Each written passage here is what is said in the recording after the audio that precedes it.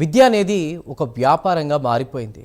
నిబంధనలు పాటించకుండా పోటుకో కాలేజ్ పుట్టుకొస్తోంది. కొంపల్లిలోని ఇగ్నైట్ కాలేజ్ ఇంటర్ డిగ్రీ కోర్సులతో విద్యార్థుల భవిష్యత్తుతో ఆడుకుంటోంది. కనీసం కాలేజీకి కోడ్ కూడా లేకుండా ఇగ్నైట్ కాలేజ్ బ్రాంచ్లు పుట్టుకొస్తున్నాయి.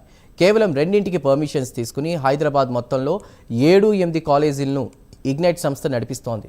ఒక కోర్సుకు సుమారు 2 లక్షల పైచీలకు వసూలు చేస్తోంది. దీనిపై మరింత సమాచారాన్ని మా ప్రతినిధి కుమార్ అందిస్తారు. విద్య అనేది ఒక వ్యాపారంగా మారిపోయింది. ప్రస్తుతం ఉన్న రోజుల్లోని విద్యార్థుల భవిష్యత్తుతోని యాజమాన్యాలు ఇష్టానుసారంగా వాళ్ళ జీవితాలతో ఆడుకుంటున్నారని చెప్పొచ్చు.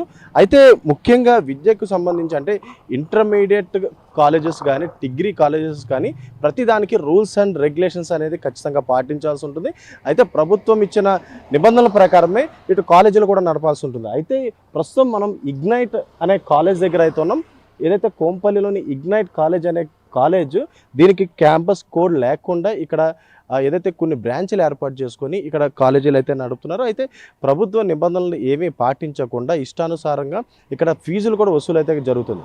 అయితే ముఖ్యంగా చూసుకున్నట్టయితే ఇక్కడ ఉన్న కాలేజెస్ అంటే ఇక్కడ గర్ల్స్ క్యాంపస్ ఒకటి, బాయ్స్ క్యాంపస్ ఒకటి అనేది విడివిడిగా 2 కాలేజీలు పెట్టారు. అయితే ముఖ్యంగా ఈ కాలేజీలకు సంబంధించి ఒక్క రూల్ కూడా పాటించట్లేదని చెప్పొచ్చు. ముఖ్యంగా ఫైర్ ఎగ్జిస్టింగ్ కావచ్చు, లేదంటే పర్మిషన్స్ కావచ్చు, ఇంటర్మీడియట్ ఎడ్యుకేషన్ బోర్డు నుంచి ముఖ్యంగా పర్మిషన్స్ అయితే తీసుకోవాల్సి ఉంటుంది. కానీ వీళ్ళు అవేమీ పాటించకుండా కేవలం 1-2 కోడ్స్ తీసుకొని హైదరాబాద్ మొత్తంలో కూడా సుమారు ఏదైతే 7-8 కాలేజీల వరకు కూడా వీళ్ళైతే మెయింటైన్ చేస్తున్న పరిస్థితి అవుతుంది.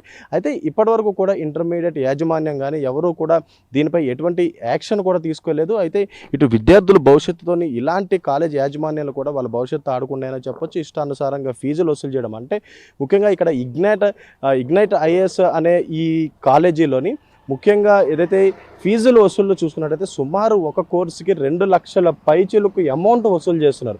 అయితే ఇటు అదనపుగా ఏదైతే ఇటు ముఖ్యంగా ఇటు హాస్టల్ ఫీజు అని ఒకలాగా, కోర్స్ ఫీజు అని ఒకలాగా, లేదంటే బిల్డింగ్ ఫీజు అని ఒకలాగా ఇలా ఇష్టానుసారంగా ఏదైతే ఫీజులన్నీ వసూలు చేస్తున్నారో ముఖ్యంగా ఈ కాలేజెస్ కూడా ఎటువంటి సెక్యూరిటీ మెజర్స్ కూడా ఏమీ లేవని చెప్పొచ్చు. ఫైర్ ఎగ్జిస్ట్ కానీ లేదంటే ఏదైనా ప్రమాదం జరిగినా సరే ఇమీడియట్గా పిల్లలందరూ కూడా బయటకు వచ్చే అవకాశం లేకుండా ఇష్టానుసారంగా ఈ బిల్డింగ్ ఏదైతే ఉంటున్నాయి. అయితే ముఖ్యంగా చూసుకున్నట్టయితే ఇగ్నైట్ ఐఏఎస్ కాలేజెస్ వచ్చేసి అంటే ముఖ్యంగా ఇందులో కొన్ని కోర్సులు అయితే పెట్టారు. ఇంటర్ ప్లస్ ఐఏఎస్, అలాగే ఇంటర్ ప్లస్ సిఎల్ఏటి, అలాగే డిగ్రీ ప్లస్ ఐఏఎస్, అయితే డైరెక్ట్ ప్లస్ ఐఏఎస్ అంటే ఇలా కొన్ని కోర్సులు ఏర్పాటు చేసి వీటన్నిటికీ కూడా ఎటువంటి పర్మిషన్స్ తీసుకోరు. కేవలం 1-2 కోడ్స్ ఉంటాయి. అవి కూడా ఇంటర్మీడియట్కి సంబంధించిన కోడ్స్ అయితే ఉంటాయి.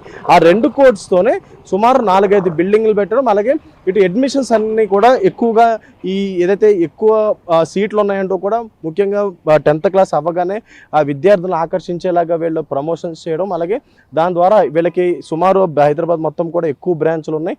అలాగే ఎడ్యుకేషన్ కూడా చాలా బాగుంటుంది అంటూ కూడా ఇటు పిల్లల తల్లిదండ్రులు మోసం చేయడం కానీ, లేదా వాళ్ళని ఇందులో అడ్మిట్ చేసుకోవడం కానీ ఇలా అనేక రకాలుగా ఇగ్నైట్ కాలేజ్ వచ్చేసి ఇష్టానుసారంగా ఏదైతే ఫీజులు వసూలు చేయడం, అలాగే అడ్మిషన్స్ అయితే తీసుకుంటున్నాయి. ముఖ్యంగా చూసుకున్నట్టయితే ఇటు ఇంటర్మీడియట్ బోర్డు అంటే ఎడ్యుకేషన్కి సంబంధించి ఇంటర్మీడియట్ ఖచ్చితంగా వీటిపై యాక్షన్ తీసుకోవాల్సిన అవసరం అయితే ఉంటుంది. ఎందుకంటే కేవలం 1-2 కోర్స్ పెట్టుకొని సుమారు 5-6 కోర్సులు అయితే రన్ చేస్తున్నారు. అయితే 5-6 క్యాంపస్లు అయితే బిల్డ్ చేసుకొని వాళ్ళు విద్యార్థుల జీవితాలతో ఏదైతే ఆడుకుంటున్నారనే చెప్పొచ్చు. ముఖ్యంగా ఏదైతే ప్రజలు చెప్తున్న దాని ప్రకారం చూసుకున్నట్టయితే ఖచ్చితంగా ఇంటర్మీడియట్ బోర్డు దీనిపై యాక్షన్ తీసుకోవాలంటూ కూడా ఏదైతే వాళ్ళు చెప్తున్న పరిస్థితి అవుతుంది. అయితే ముఖ్యంగా ఏదైతే ఈ కాలేజీకి సంబంధించి అంటే ముఖ్యంగా చూసుకున్నట్టయితే చాలా మటుకు ఎడ్యుకేషన్ ఇన్స్టిట్యూషన్స్ అంటే హైదరాబాద్లో ఉన్న చాలా మటుకు ఎడ్యుకేషన్ ఇన్స్టిట్యూట్స్ ఏవైతే ఉన్నాయో అవి కూడా కేవలం 1-2 కోర్స్ తీసుకోవడం, అలాగే 4-5 బ్రాంచ్లు పెట్టి ఎక్కువ స్టూడెంట్స్ అడ్మిషన్ తీసుకోవడం జరుగుతుంది. అయితే దీనిపై ఖచ్చితంగా కఠిన చర్యలు తీసుకోవాలంటూ కూడా ఇటు ప్రజానికం కోరుకునే అవకాశం అయితే ఉందనేది చెప్పొచ్చు.